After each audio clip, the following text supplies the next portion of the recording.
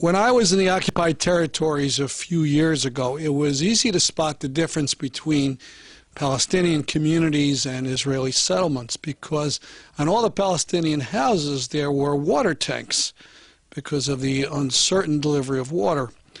You know, here in the U.S. we take water for granted. You're thirsty, you want water, you just turn on the spigot. But in Palestine it's different. We're going to talk about the water situation with George Rishmawi. How are you today, George? Hi, Stan. Good. Okay. Where are you from exactly? I am from Bet Sahur, which is a suburb of Bethlehem in occupied Palestine. And who do you work for with this water project? I work for the Near East Council of Churches. I'm the advocacy officer on water issues. And you're a Christian yourself? Yes, I am a Christian and Greek Orthodox. Yeah, I mention that because the stereotype in the U.S. is every Palestinian is Muslim. Palestinians are Christians, Muslims, and before 1948, Palestinian Christian Muslims and Jews. All right. So let's start with the Jordan River. What's going on? The river of Jordan, it is dying because Israel has dammed the Lake of Tiberias, or Christians know it as the Sea of Galilee. 1 billion cubic meters of water used to flow in the river of Jordan. After this blockage now, it's only 40 million cubic meters of water running into the river of Jordan, mainly fish farm discharge and sewage. So according to a number of scientists, within a few years the river of Jordan will going to dry up. Dry up completely? Dry up completely and will be finished. The river of Jordan needs a lot of restoration of the basin. In addition, we need to Israel needs to allow more flow of water from the Sea of Galilee to run into the Dead Sea through the river of Jordan. Now, what use are Palestinians getting from Jordan River water? The biggest majority of the river of Jordan is located in the West Bank. The entire area of the river of Jordan is a security area. Palestinians have no access to the area, and we have zero access to its waters. Today, as well, 10 years after the Second Intifada, we're good parts of the Jordan Valley. Palestinians in the West Bank have no access to, only some of the people who live in the Jordan Valley. Now, what about the Dead Sea? As I said earlier, 1 billion cubic meters of water used to run from the river of Jordan into the Dead Sea. Today is only 40 million a year. The Dead Sea has been shrinking, and the salinity of the waters of the Dead Sea has been becoming up. And this is threatening a lot of the neighboring aquifers.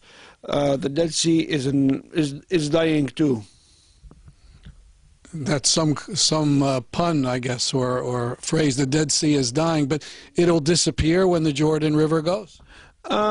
It will not disappear immediately, but it takes a lot of time for it to disappear. Already the southern part of the Dead Sea has been split into smaller lakes. The Dead Sea is a large lake of salty water, but you know it is very dangerous when the salinity of the water becomes up and down all the time with the osmotic pressure. Some scientists say that it is going to suck all the water in the mountain aquifer in the neighboring areas. Already we are experiencing a lot of the aquifer, a lot of the springs neighboring Dead Sea of fresh water. It is already much more stronger than it used to be. Well, let's talk about the water on the West Bank from the aquifers. First, what is an aquifer? The aquifer is like water underground that has been gathering there for thousands and thousands of years, and it's gathering on different layers on different layers underground. In addition, that these layers and rivers and of water underground, it gets recharged by time. But the recharge takes a long time. So overconsumption of these layers of water underground might damage it as well. All right, So all these aquifers has been controlled by the Israeli military totally. All of it has been controlled by Israeli military. You cannot drill a new well. You cannot. Wait, say that again. A Palestinian cannot drill a well? Yeah, Palestinians cannot drill a well without Israeli permission, cannot deepen existing wells without Israeli permissions. In many areas, cannot build even a water system without Israeli permission to harvest rainwater. So the Israeli permit system... Wait.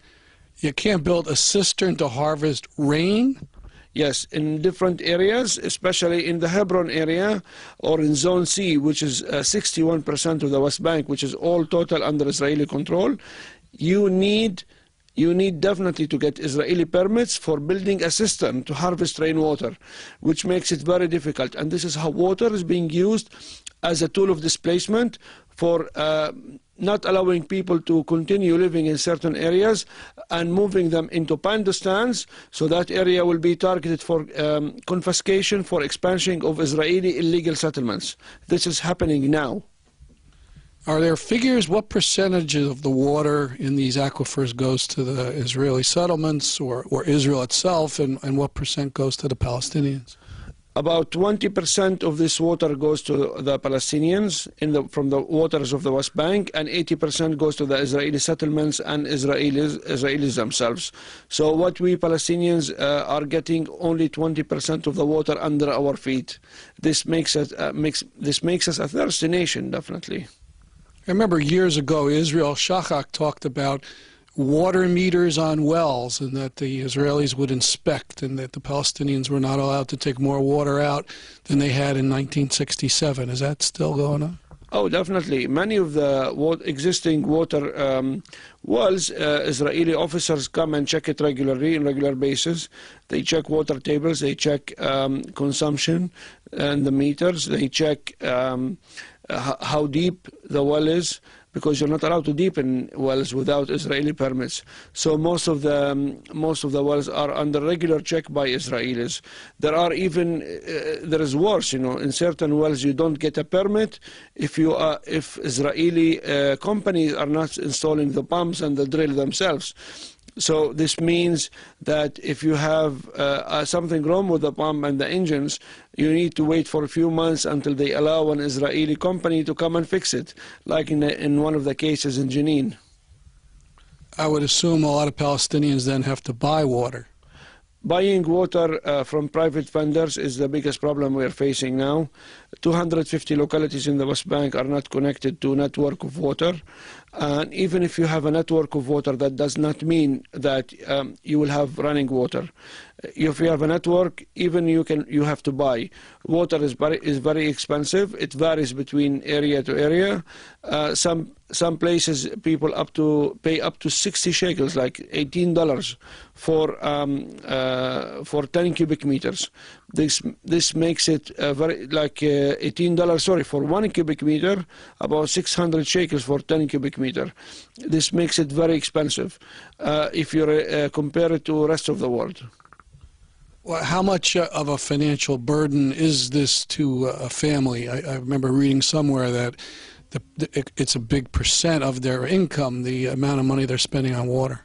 Many families spend up to 40% of their income on water, and 40%, almost half their income on water. Yes, half of their income goes on water, because we are not allowed to install networks, sanitation networks, and to have larger amount of quantities of water that is available for Palestinians to drink. This is why this shortage of water, man-made drought, is causing Palestinians to pay 40% of their income on tankered water, and this tankered water is actually hard to control the quality of water that's running into the tanks. So people get sick, so they spend 40% of their income on water, and they get sick, and they pay a lot of money for doctors on waterborne diseases. Now, there's international standards about water. I think the World Health Organization says an average family needs a certain amount a day. How are Palestinians in that kind of standard? Palestinians get, according to the Amnesty International report and to the World Bank report, interesting, the World Bank report issued, the World Bank issued a report about the water issue in Palestine. Palestinians get 50 liters per capita per day, which I think is an exaggerated number. I think it's way less. For example, and this is less than what the World Health Organization has recommended, which would be 100 to 150 liters per capita per day. So you're saying the recommendation is over 100 and the average in the West Bank is 50? Yes, what we get is 50, and recommendation is 100 for domestic household use. We have to be very clear what domestic household use is: cooking, drinking, and cleaning. And what we get is half of that for cooking, drinking, and cleaning. This means you have to think 10 times before you go take a shower. You have to think before cleaning your house. You have to think before you wash your children's clothes. So this level of availability of water and this scarcity of water is causing Palestinians a lot of problems that has to do with hygiene as well. I wanted to ask you specifically about those water tanks. So I was in the Bethlehem area, and I was told that the water tanks were there because you didn't know when you were going to get water through the pipes, that it could be shut off for 2 or 3 days or more. You would get no advance notice, and when it was done, you'd get no explanation. Is that accurate? Definitely. Sometimes for 3 weeks, up to 1 month, you will not get water in the pipes. So you have to depend on existing systems that mainly we harvest rainwater in the areas what we are allowed to have systems. And then when we have, for example, in my house, when we have water in the system, we direct it to the system. So we can fill our system from this running water, so we can use it and pump water to the roof of our house to use it in the tanks, so we can live with it. It is not very hygiene, but this is the best way we can. And we have to emphasize this is a political thing. It's not, Palestinians are living in a desert. That's why there's no water. Definitely. Right to water and sanitation is an apolitical thing. But we are denied right to access to water as Palestinians for political reasons. Water as a tool of harassment, water as a tool of displacement, making your life so difficult so you can accept whatever Israel wants, or making your life so difficult and miserable so you leave and immigrate. And this is targeting many rural and farming lands, mostly in Area C within the West Bank, so people can leave and immigrate from these areas and go to within the Bantustans that Israel designed for the Palestinians to live in. And when you say rights, it seems to me there was some UN decision maybe this year about water and rights. In July 28th, the United Nations General Assembly voted in favor of that. Right to water and sanitation is a basic human right. That has 1 month later, this recommendation was accepted by the United Nations Human Rights Council. Today, sanitation and water are basic, fundamentalist human right that every human being needs to have. And it is being violated every day in Palestine by the occupation of Israel.